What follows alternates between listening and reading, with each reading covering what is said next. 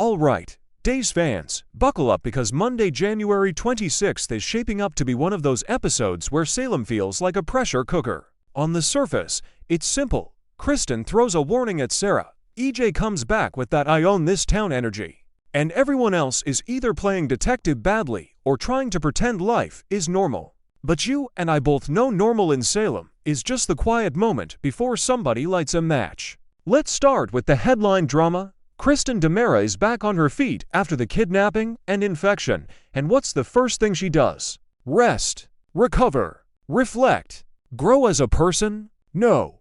She goes right back to her favorite hobby, policing the women in Brady's orbit. And here's why that matters. Kristen doesn't just threaten people because she's bored.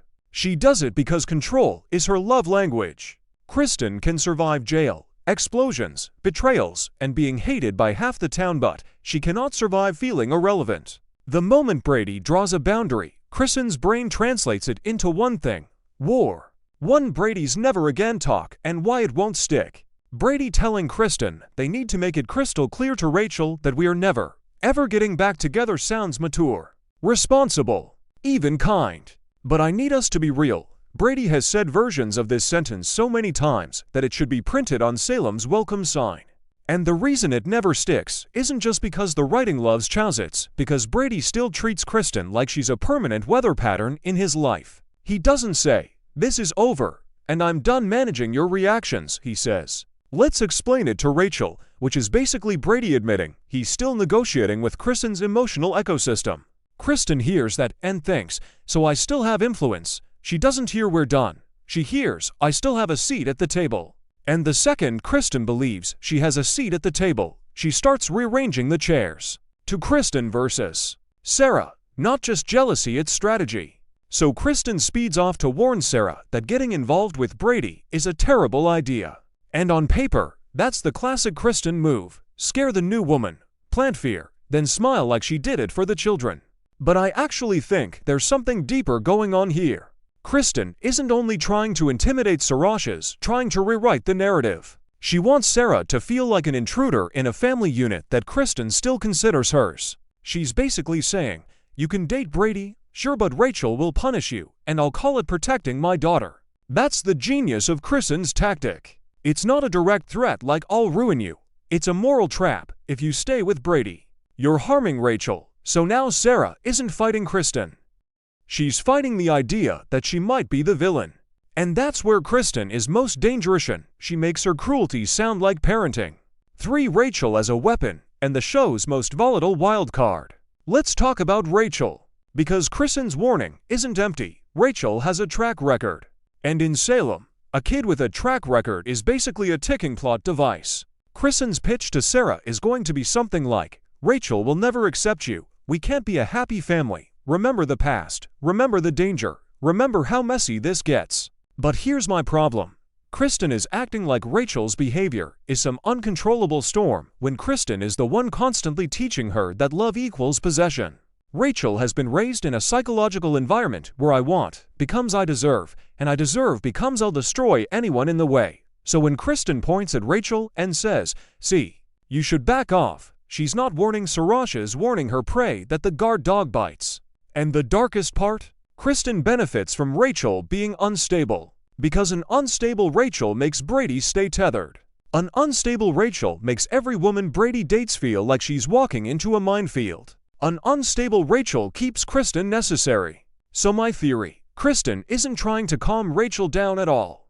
Kristen is about to validate Rachel's obsession quietly, subtly, behind the scenes, then wash her hands and say, "Oh my God, I tried to warn you, Sarah." If the show leans into this, we could be heading toward a storyline where Rachel acts out again, and Kristen plays the grieving, concerned mother while secretly moving chess pieces. For Sarah's psychology, why this warning might actually work. Now, Sarah isn't easily scared, but she's also not reckless in the same way some Salem characters are. Sarah has a medical brain. She thinks in outcomes, consequences, risk management. Which means Kristen's warning might land not because Sarah is weak, but because Sarah is tired. Tired of being pulled into other people's generational trauma. Tired of being collateral damage. Tired of a town where dating a man comes with a side order of stalkers, enemies, and a child who may or may not try to end you. And yes, I know, many fans will say, Sarah should stand her ground. Kristen doesn't get to dictate Brady's life. I agree in principle. But in practice, Sarah has seen what these families do. She's seen what the DiMera gravity does to everyone nearby. So the real question isn't will Sarah be scared? The question is, will Sarah decide Brady is worth the lifelong chaos package? Because Kristen is offering Sarah a very specific image, a lifetime of being the outsider, forever competing with a child's loyalty, forever being blamed when the child spirals. And honestly, that's a brutal sales pitch and it might work. EJ DiMera returns, the real villain energy. Meanwhile, EJ is back in Salem and apparently furious that Gwen has been handling things while he was away. And I love this, because it's so EJ. This man doesn't just want power, he wants the performance of power. He wants to walk into the room and have everyone rearrange their breathing around him. If Gwen stepped into his relieving, temporarily age will treat it like treason. Not because she actually betrayed him, but because she dared to exist as a competent operator without his permission. And I can already hear EJ's internal monologue. I have crimes to commit, and you've made scheduling difficult. 5. Gwen's position. Useful until she's disposable. Here's my take. Gwen is in the most dangerous spot a character can be in on. Dash is useful, but not respected. EJ doesn't view Gwen as a partner. He views her as a tool that got too comfortable in the toolbox. So even if Gwen did everything right, he'll still punish her for the audacity of initiative. And I want you to watch for this. EJ's anger isn't about what Gwen did, it's about the fact that he wasn't there to control the narrative. That's why he's going to come back with a new plan. Not just to do something illegal, but to re-establish himself as the author of the story. My prediction, Gwen is about to be scapegoated. If EJ's new plan goes sideways, Gwen will be positioned as the fall person. And if it goes well, EJ will take full credit and remind her she's replaceable. Classic DiMera management style. Rafa and Kat, the detective plot that keeps missing the target. Now let's pivot to Rafa and Kat continuing to try and fail to catch EJ in the act.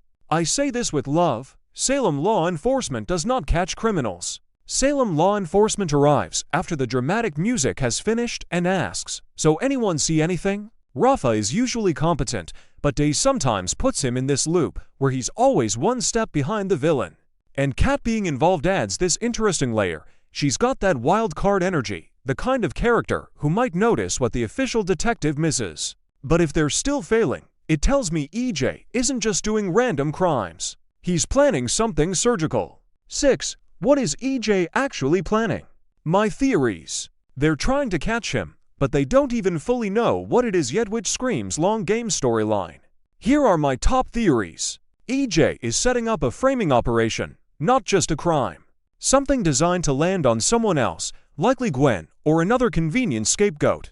EJ is orchestrating a leverage play, blackmail materials, hidden recordings, financial sabotage, something that gives him control over multiple people at once.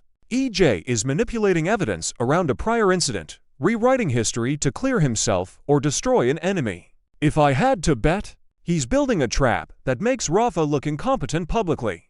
Because EJ doesn't just want to win, wants his opponent humiliated. And Kat might end up being the one who sees the pattern, but only after it costs someone something real. Chanel and Johnny, romance in the middle of a storm. Then we've got Chanel and Johnny trying to have romantic moments, and Chanel is still reeling from everything, especially with Theo noticing she might be pregnant. This is where Days is so sneaky. They'll give us sweetness, softness, a life goes on scene right before they slam the door with consequences. Chanel is the kind of character who tries to be brave through emotion. She smile, she flirt, she insists she's fine until the reality hits her in the quiet. And pregnancy on Days is never just a baby, it's a plot engine. It's secrets, paternity panic, medical scares, relationship tests, moral dilemmas. And I'm not ignoring the weirdness hovering around the baby situation and the mention of Trey being somewhere. Because when a soap says someone is fine off screen, that's basically the universe whispering, they are not fine. 7. Prediction. This pregnancy will become a battlefield. If Chanel is pregnant, here's what I think is coming. Johnny will try to be supportive, but his family legacy will complicate everything. DiMera bloodlines never stay out of the nursery. Someone will question timing, facts, or stability. And you know how Salem loves a scandal. The baby will become leverage in a larger conflict, either emotional leverage, legal leverage, or straight-up villain leverage. Also, Theo noticing Chanel's condition is interesting. It creates a triangle of awareness: who knows, who suspects, who finds out at the worst possible time. The show is planting witnesses. That's never an accident. The bigger picture. Salem's theme this week is control. When you zoom out, every story thread is about control. Kristen wants to control Brady's romantic future by controlling Sarah's fear and Rachel's loyalty. EJ wants to control Salem's power structure by controlling Gwen and outmaneuvering law enforcement. Rafa and Kat want to control the chaos by naming it, defining it, stopping it, except they can't because they're always reacting, not anticipating. And Chanel and Johnny want to control their little pocket of happiness, but life is knocking on the door with consequences. And that's why Monday's episode matters. It's not about who yells at whom. It's about who gets to write the next chapter of everyone else's life. So here's my final hot take. Kristen and EJ are paralleling each other right now.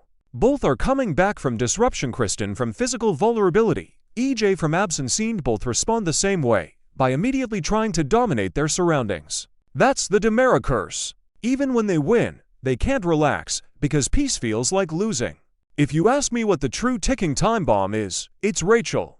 Because EJ's crimes, Rafa can chase those. Chanel's pregnancy, people can talk through that. But a child absorbing Kristen's worldview and turning it into action? That's a long-term horror story Salem keeps refusing to interrupt. And if Sarah thinks she can just date Brady and stay out of the blast radius, oh honey.